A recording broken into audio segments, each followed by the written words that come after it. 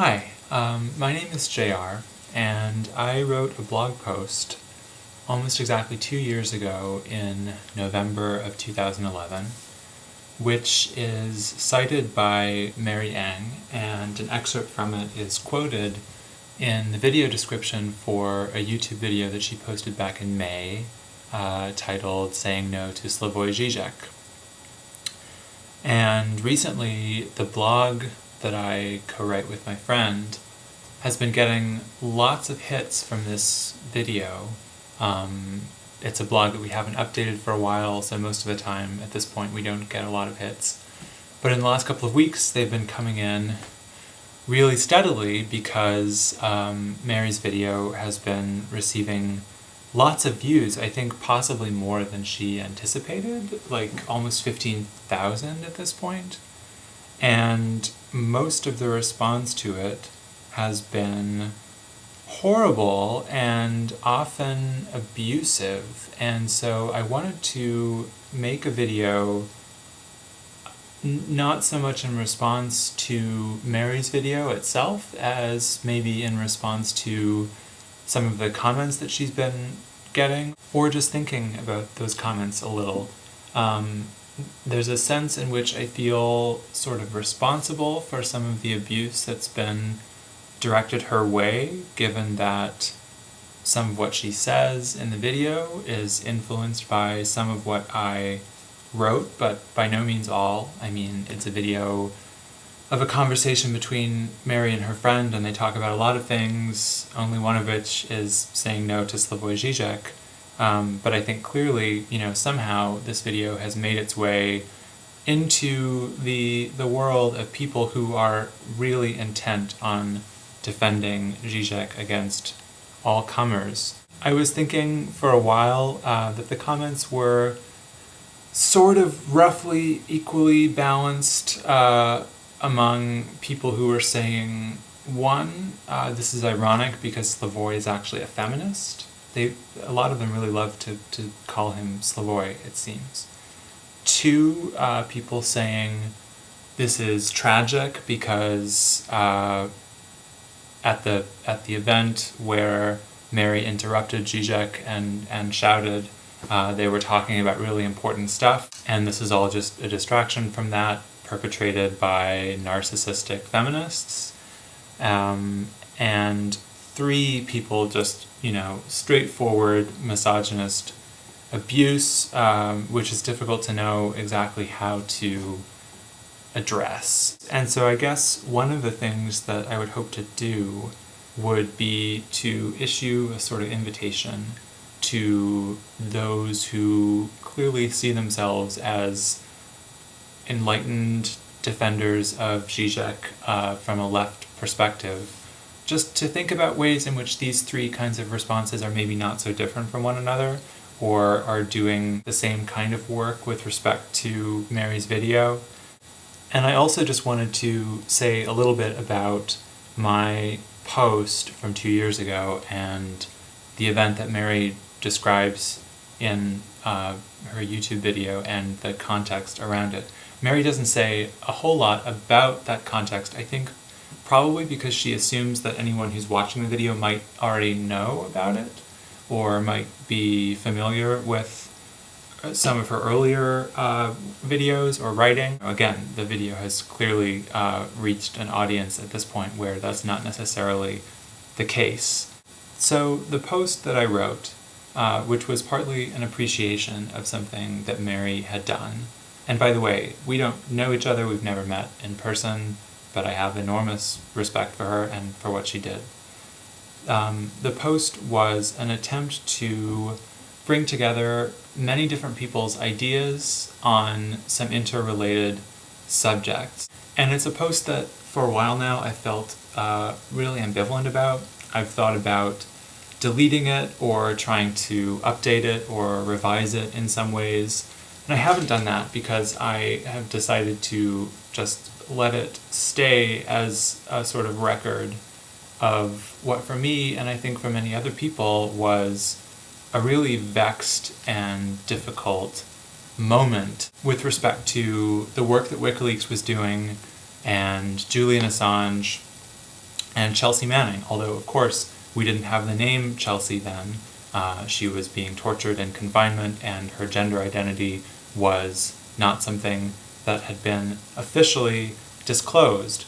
Emily McCavan at this time was writing some really great and insightful stuff, which I'll link to. I'll link to everything that I mention here, about Chelsea Manning's gender identity, about, in some sense, the open secret that she was a trans woman, and not many other people, certainly no one in the mainstream media, was talking about this, or if the issue was brought up at all, it was often so that it could be very deliberately removed from a consideration of Manning's actions.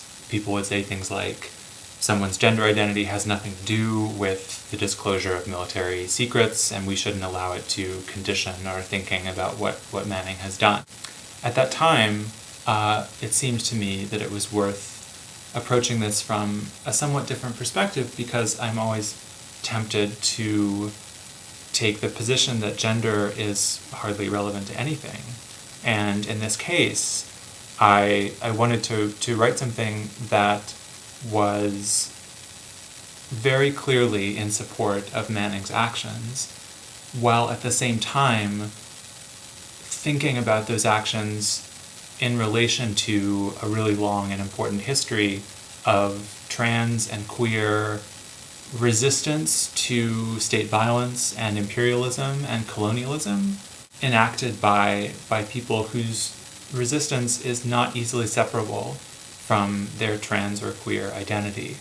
And obviously people have been writing more about this in the wake of the official announcement of Manning's gender identity from her. Aura Bogado has a really great piece in particular, I think, which again I'll link to.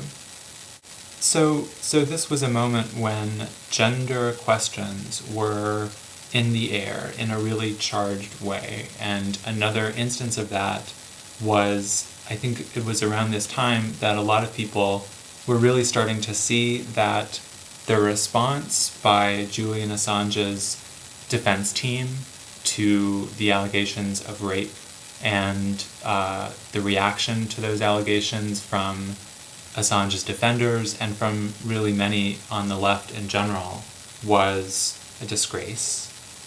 So it really seemed to me in 2011, when Julian Assange was joined on stage by Žižek for a discussion moderated by Amy Goodman, it seemed to me that, in a sense, the last thing we needed was Assange in full, I fell into a hornet's nest of revolutionary feminism defense mode, given this platform to speak next to someone who was going to enable and even encourage this kind of thinking. And it turned out to be even worse than I had expected. And so I read Mary's account of being in the auditorium for that event and being repeatedly and insistently subject to a kind of misogynist framing of the whole WikiLeaks situation. And finally hearing Žižek say something like, "Can I make an extremely offensive chauvinist remark?" and shouting no. It really had a powerful effect on me, and so I wrote about it, considering it as a striking moment in this history. And, for a fuller sense of the context behind this, you could read my original post, as some people have done from the YouTube video, or even better, you could read Mary's original text piece describing her reaction to this situation. Now, one of the things that commenters on this video have really seized on and are repeating relentlessly is the fact that in this conversation with her friend, Mary is describing the event, and she says that on stage, Žižek said, "Do you mind if I say something chauvinist?" And she shouted no. And so everyone is saying, you actually gave him permission because he asked, "Did you mind?" and you said no. I made a comment a while ago pointing out this was actually not the case. My comment was marked as spam, although it's hard to tell if it still is because of the new YouTube comment system, but whatever. It got a really negative response. And I think one of the reasons that it might have been marked as spam is that I called someone else's comment anti-feminist, which might have struck people as extreme or over the top. And the original commenter asked me to explain what was anti-feminist about his remark. I didn't, I guess because I just didn't want to be marked as spam again. So the original comment from YouTube user Abused to Force is, he asked if anyone minded if he told a joke, and you said no. That means you didn't mind. If you weren't so excited about interrupting him to make a feminist statement, you might have caught that. And in response, I wrote, if you actually watched the recording of the event or looked at the transcript, you'd see that Žižek said, quote, "Can I make a terrible, maybe sexually offensive remark?" unquote. Speaking off the cuff here, she misquoted him slightly, but at the Troxy he asked, "Can I?" and she said no. That means she minded. If you weren't so excited about making an anti-feminist statement, you might have caught it. And Abused to Force responded by saying, what anti-feminist statement was that? So let me try to explain. I think there's some kind of formal sense in which you could defend calling this comment anti-feminist just by saying that it's an attack on a self-defined feminist by someone who clearly does not identify as one. There's also the fact that clearly what the comment is calling for as Mary's correct response in this situation is silence. It leaves no option other than silence. But I would also say there's a kind of coded, but in another sense, very clear current running through it that is everywhere in reactions to feminist or anti-misogynist thought and action. I'm just going to read that one line again. If you weren't so excited about interrupting him to make a feminist statement, you might have caught that. So I think this comment sort of situates the figure of the feminist as someone who is flighty, immature, inattentive to the reality of things on the ground, ruled by impulse at the expense of insight, unable to prevent herself from entering a situation that is not hers to enter. And, I think another point to be made about this, one that is often made by feminists like the philosopher Sarah Ahmed, who I'll say more about in a moment, is that it's not just about, disavowing anger or strong emotion or accepting the premise that they can't be linked with insight. On the contrary, it's worth thinking about the wisdom that can come from anger. But, it's also true that sometimes when we're really animated about something, we get it wrong. And so the reason that I kind of couldn't resist, in a corny way, using your own formulation was that she wasn't the one that this had happened to. You were. She didn't get this wrong. You did. And even if she had, even if Slavoj Žižek had said, do you mind if I make a chauvinist statement, and someone had shouted, no, this would still be a super tedious discussion, because I think it would still, if you're on stage and you're effectively announcing to the audience that you are about to say something chauvinist, and you hear from the audience a woman shouting, it's worth maybe interrogating that or pausing for a moment, which of course Žižek didn't do. He just went right on with it. And if you think, as some YouTube commenters have been saying, that it's all, forgivable because he's just using this kind of misogynist language in the service of a broader leftist argument, the joke that he ignores Mary in order to make is irrelevant. But if you want something that's even worse, I dare you to watch or rewatch the one that he makes 45 minutes into the discussion, which, as I noted in my original post, Democracy Now! Just thought, like, fuck it and cut it from their transcript completely, because it has nothing to do with what they're talking about. It's an opportunity for Žižek in a really kind of remarkable way to dwell on this kind of imagined, grotesque femininity. And Amy Goodman has, like, no idea how to respond to this on stage, because who would? But many people in the audience are just, thrilled by it. It's really, really bizarre. And when Mary makes a video months later simply describing this and articulating her reaction to it in the middle of a conversation that involves lots of other things, and the video is just swarmed by violently defensive Žižek fans, it's really discouraging. And I don't know what to do about it except to say it makes me feel awful, and I wish that people would think more about what they're doing. When I wrote about this 2 years ago, I quoted from some work by the feminist philosopher Sara Ahmed, who has just been crucial to my understanding of this situation and many others. And I think at that time, I was not actually aware of something that she'd written several years earlier.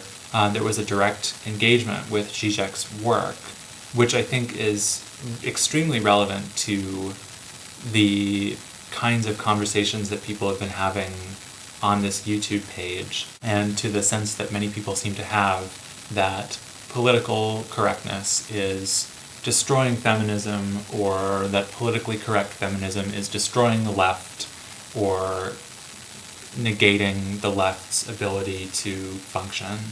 And I just wanted to read a little bit from a short essay that she wrote in response to a talk that Žižek had given, arguing that liberal multiculturalism, with its politically correct respect for the other's difference, was hegemonic. So this is from 2008.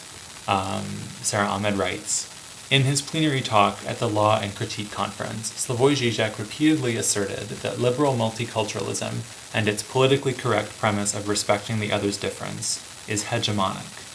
When asked questions about this position from the floor, he stated insistently that it was an empirical fact that liberal multiculturalism was hegemonic, and challenged anyone to prove otherwise.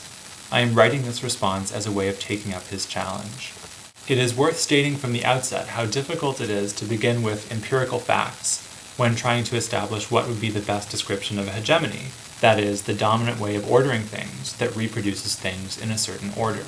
Hegemony is not really reducible to facts, as it involves semblance, fantasy, and illusion, being a question of how things appear and the gap between appearance and the real. To read hegemony, we have to distrust how things appear.